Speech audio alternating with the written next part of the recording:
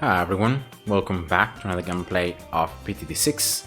So, a new update to the game has been finally released, the 26.0 patch. So, as you can see from the banner, there is a new hero that has been added in the game. We're gonna take a look at this new hero in a moment. A new map, there is a new Odyssey editor, and then some trophy store items, I guess. So the huge news is the fact that there is a new hero. It's called Psy the Psionic Monkey, and we're gonna just take a look at him right away. Here we go. I have already bought him. He costs 5,000 monkey money, and his base cost is 800 cash. So that's the same cost as Pat.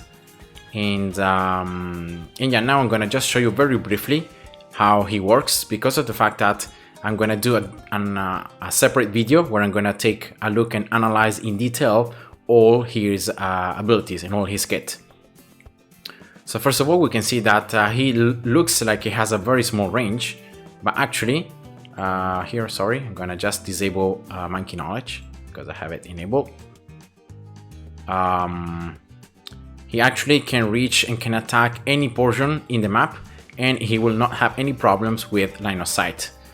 If you go here into his description, that's what he's gonna say. So here we go. So here, see, level 1 uses only the power of the mind to destroy balloons from the inside out. And if we go right here, you can see that over any range or obstacle, he can make balloons to vibrate, and he can completely destroy them one balloon at a time. He also has camo detection, so that is what the information that the game gives us. And therefore here, for example, level 1, if I spawn, I don't know, like a pink balloon, right? I don't know if you can even see it, but he already popped it outside the screen. And you can see that as he attacks the balloons become immobilized, and then they are popped in one hit. That means, for example, that here, if I spawn some black balloons, he's gonna also one-shot black balloons. Now, there are 3 types of balloons that he cannot attack.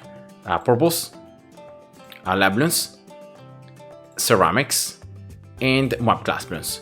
So actually these 4 types of balloons are gonna be immune to him. He will not be able to target them.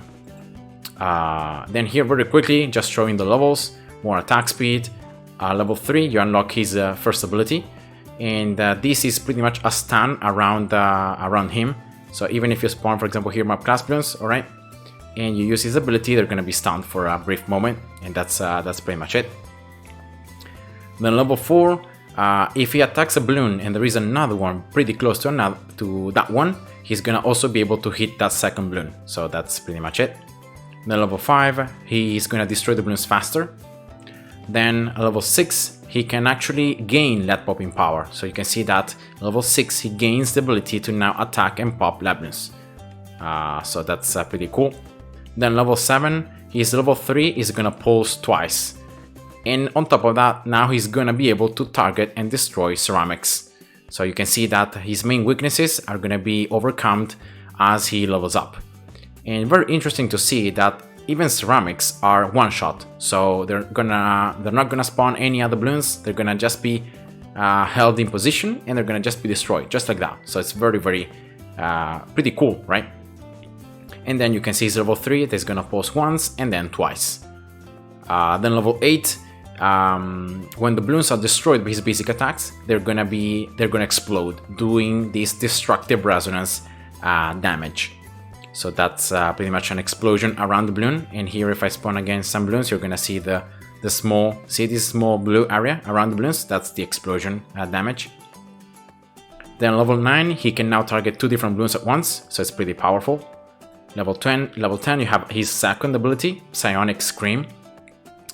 And in this case, once again, around him, the balloons hit by this ability are gonna be distracted, and they're gonna have, here, let's see if I can spawn. Right, so it's level 10, and you can see that the balloons hit, some of them are gonna be distracted, right? So that's how its level 10 works. Level 11, more damage. Level 12, he's level 3, now he's gonna pulse 3 times. So that's 1, 2, and 3, so 3 different stuns. Level 13, he finally gains purple damage, so he can now target and pop purple balloons. Then level 14, he can finally attack mob class balloons. So far, until level 13, see here, he cannot even target mobs.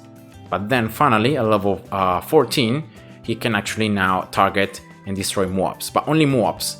So you can see here a mob, again, being held in place, no ceramics, no balloons coming out of it. It's just one shot, like Ezil is level 10, pretty much. And but here, if I spawn BFBs, you can see that once again, he will not be able to attack those. And then going through level 15, the explosion becomes stronger, so the area of damage around the balloons that get destroyed deals more damage. Then level 16, again, he's gonna damage the balloons faster, and now he can target BFBs. So only at level 16, he can now target and one-shot BFBs. It's gonna take, you can see, the stronger the balloon, the more time it's gonna require for him to destroy it. You can see here the mob takes about 3 seconds. BFBs, I think it's gonna takes about around 6 seconds, maybe 7 seconds. So it's a lot of time, maybe even more seconds. So it's a lot of time. Then level 17, he can target now 3 balloons at once. Level 18, he can affect the balloons in a larger radius, so he can, like his spears pretty much gets increased. Level 19, again the explosion becomes stronger. And then finally level 20, this is very weird because you can see that at level 20 you lose something and you gain something else. So you lose the ability of his level 10 to distract the balloons. So now as level 20 you can see very cool change in color. You no longer distract the balloons with his level 10, but you're gonna apply his basic damage on all the balloons caught in the radius. And then, very important, you can see here that now he can target DDTs and ZOMGs. So until ZOMGs or DDTs are going to be destroyed like that, you can see the balloons being held in position and they're going to be one shot. And you're going to see here how much it takes for him to destroy just a single ZOMG. Remember, at this stage now he can target 3 balloons at once, so 3 ZOMGs at once that he can pop. But yeah, it's going to require a certain amount of time to destroy them. And I just wanted to show you here is level 10, because here if I just spawn 50, right, 50 super ceramics, and I wait to use this level 10 about now, right, you can see that there is no distraction, but all the balloons, regardless if he applies or not the basic attacks, are going to be applied the damage, and they're going to be then destroyed according to how much time it takes for him to destroy those balloons. And yeah, this is just a very quick overview about this hero. It looks very cool. Of course, the main weakness is the fact that he will not be able to to target or to even damage BADs. But yeah, so far very cool hero. Then second thing is the new expert map, Sanctuary. So if we go right here, we can see it up here in the top left. And if we just try to play through the first round, we can see that the balloons are going to come from the top left and top right, and the platforms on top of which you're going to place your towers are going to move at the end of each round. So it's going to be pretty interesting, you know, dealing with this map. And I think that up here there is water, so you can place like 1 water tower and then 2. I don't think there are any obstacles, something that you can sell or you can move. And yeah, we can see round 2. Again, they're gonna move. And then around 3, they're gonna move again. So just by a quick look at this map, I would say that heroes with, or like towers, you know, with unlimited range. For example, the new hero, I think it works very nicely in this, in this new map. For example, snipers, you can see there are no obstacles in the screen, so you can attack anywhere. Subs, you know, the top path of the Buccaneer, the aircraft carrier, helis, aces, mortars, darting gunners, you know, all those towers that have unlimited range that can attack any point in the map are going to be the best towers in this particular map, because you can see there are actually 4 paths that you need to worry about. So it's not so easy and especially the fact that you can see round 3, you can see how far away the platforms are. So a tower like a ninja is going to struggle a lot. And yeah, so I think here going for something like snipers, helis, aces, you know, is going to be the way to go. And yeah, that's just the first look and first impressions about the new map. Then new achievements, yeah, then trophy store items and some other things, even limited time. So here we go. So these are the new trophy store items, and I think some of them are going to be limited time. I don't know which ones are going to be limited time, but yeah, these are the new things. All right. Then here you can find the fact that you can create some indices, right? As you can create some challenges with your own setup, with your own stuff. So it's pretty nice. And yeah, that's pretty much it. And here are some bug fixes, nothing worth mentioning because I just read all of this before and it wasn't nothing worth mentioning really. And then we're back here to the balance changes. So for the monkey, you can see that the Plasma fan club has been reduced in terms of cost, just 5,000. Boomerang, the boomerang has been changed a little bit, and you can see that the basic attack speed has been reduced. So actually it's been increased. So the attack delay has been reduced. That means that the total attack speed is increased. But now, when you get the glaives upgrade, you no longer get the extra 15% attack speed. Now it's 0. So it's actually a little worse, I think, than before. But yeah, I mean, then Glaive Lord is gonna cost a little less. And now Glaive Lord can no longer pop Bloons unless you have red hunt ranks. That's the second upgrade in the bottom path. And then to the mob domination, some extra pierce, double pierce actually, the explosion especially. So yeah, those are the changes to the boomerang. So now it has more attack speed base, but then when you get the glaives, you don't get the extra attack speed. So yeah, that's pretty much it. Glue gunner now, super glue, less expensive, nothing really much. Then cripple moab also less expensive. For the sub now also some changes as it happened for the boomerang. So now a 030 ballistic missile has less attack delay, so it has more attack speed, but then you no longer gain 25% bonus attack speed when you go for the bottom cross path. You can see 032, but you get only 10%. So yeah, more base but less with the cross path. Then for the ace, you can see that the missiles from the 4XX ace are gonna be doing 6 layers more of damage, especially I think the homing missiles are the ones against mob class Bloons, so you're going to be doing more damage to mob class Bloons.